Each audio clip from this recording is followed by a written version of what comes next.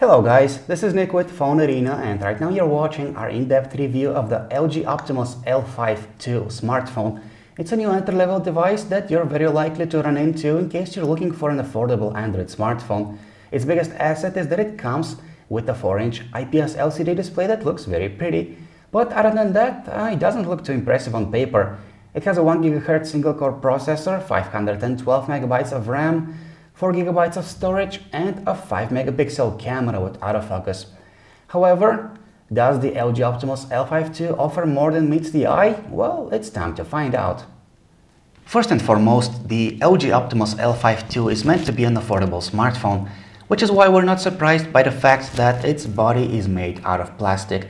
In this case, the material has been given a brushed metallic look with a layer of glossy finish on top of it, which certainly doesn't look premium, but it doesn't give us a bad impression either. In fact, the LG Optimus L5 II is an okay looking smartphone with a flat epoxy design, decent build quality, and no sharp corners. Of course, it would have been much nicer if the glossy finish wasn't a magnet for fingerprints. The Optimus L5 II has a 4-inch display and a thickness of 9mm, which makes it a smartphone of average proportions. We can confirm that it's ideal for single-handed use since it rests nicely in the hand and our thumb can easily reach even the furthest corners of its display. Underneath the screen of the LG Optimus L5 II, we see a physical home key, while the capacitive back and menu keys are located on its either side. The home key is slightly raised, which makes it easier to press. There is a transparent band around it, which serves the purpose of a bright notification light. The physical buttons located on the sides of the smartphone aren't raised very well, but their textured surface makes them much easier to make out. Few low-end phones come with displays that are as good as what the LG Optimus L5 II has to offer. We're dealing with a 4-inch display with resolution of 480 by 800 pixels. This of course is nothing groundbreaking, and pixelation is still noticeable every once in a while. But when you take the phone's low-end nature into account, this resolution is perfectly fine. Also, we are very happy to see that the screen exhibits very accurate color representation. It also has a very high brightness output, which means that it's usable even in broad daylight. However, you will have to boost the brightness up to the maximum. That is done with the slider located in the drop-down notification bar. You have to do that manually.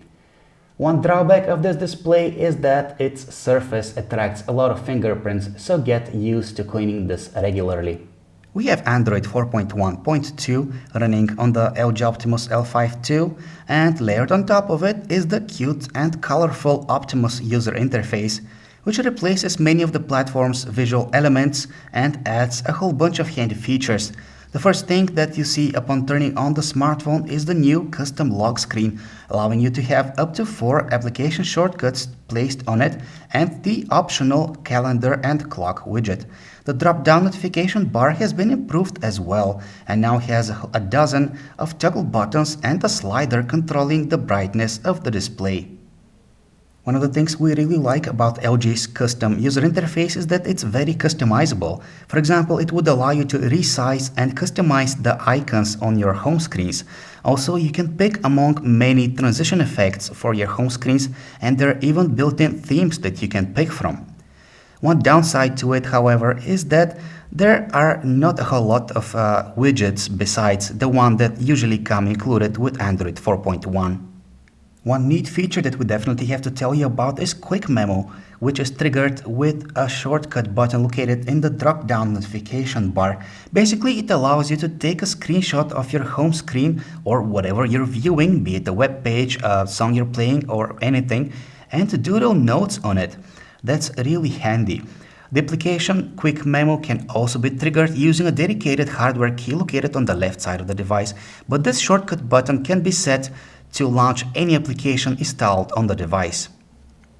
After using the LG Optimus L5 II for a while, we can confirm that its on-screen virtual keyboard is large enough and accurate enough to be used comfortably.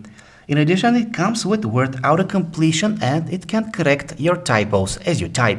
Both of these features, of course, can be turned off if that's needed. Even though it has just a 1 GHz single-core processor, a MediaTek MT6575, the LG Optimus L5 II is actually very responsive and snappy. Unfortunately, there are slight delays, sometimes present when switching between applications because there are only 512 MB of RAM present on the device.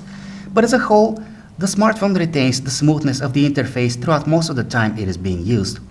If you're into gaming, the GPU can handle all your favorite casual titles and even many of the popular 3D games available on the Play Store.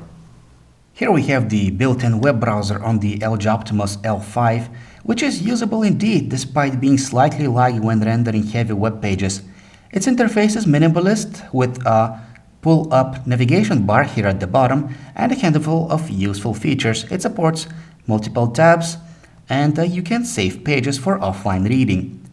Here we have the camera menu on the LG Optimus L5 II. It comes with scenes, panorama mode, various filters and a cool feature called cheese shutter. Basically, it allows you to trigger the shutter with a voice command.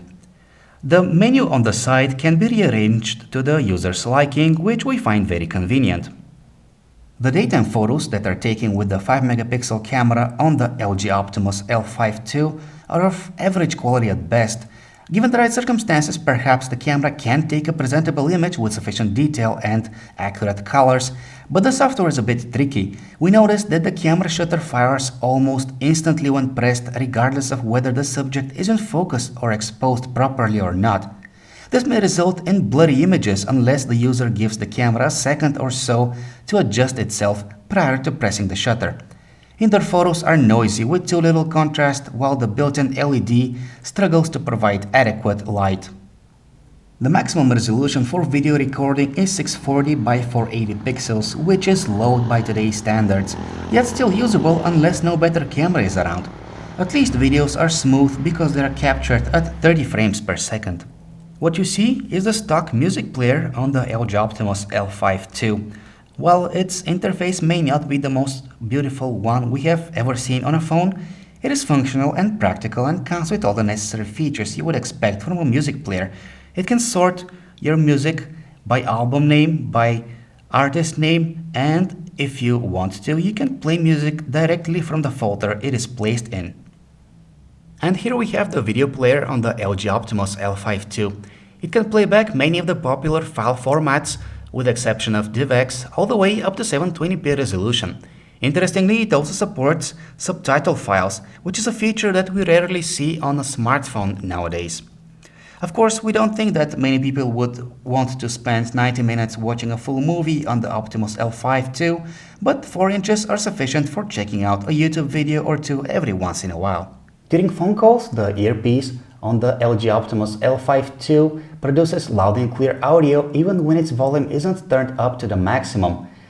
You can turn up the volume, but it will start crackling, so we don't really recommend doing that.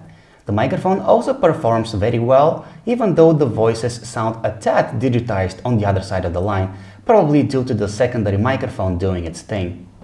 The Optimus L5 II has a 1700 mAh battery that is removable, and you should be able to get at least 1 or even 2 days of moderate usage on a single charge. Longevity greatly depends on what you're using the smartphone for. We would recommend turning the brightness of the display down if you want to preserve your battery. In conclusion, we like the LG Optimus L5 II for several things, and one of them is that it offers adequate performance for its class. The other one is that it comes with a display that is much better than what you would see on similarly priced devices. The camera, on the other hand, is mediocre at best, so don't expect it to put even a basic point-and-shoot camera to shame. We find the LG Optimus L5 II very suitable for people who are now making the switch from a basic or a feature phone to a smartphone. Teenagers will also like the colorful and customizable interface and the average size of the device. And naturally, smartphone buyers on a budget might be interested in the device as well. Thank you for watching our video review of the LG Optimus L5 II. This is Nick. For more information about this device and all the latest smartphones, just visit our website, PhoneArena.com.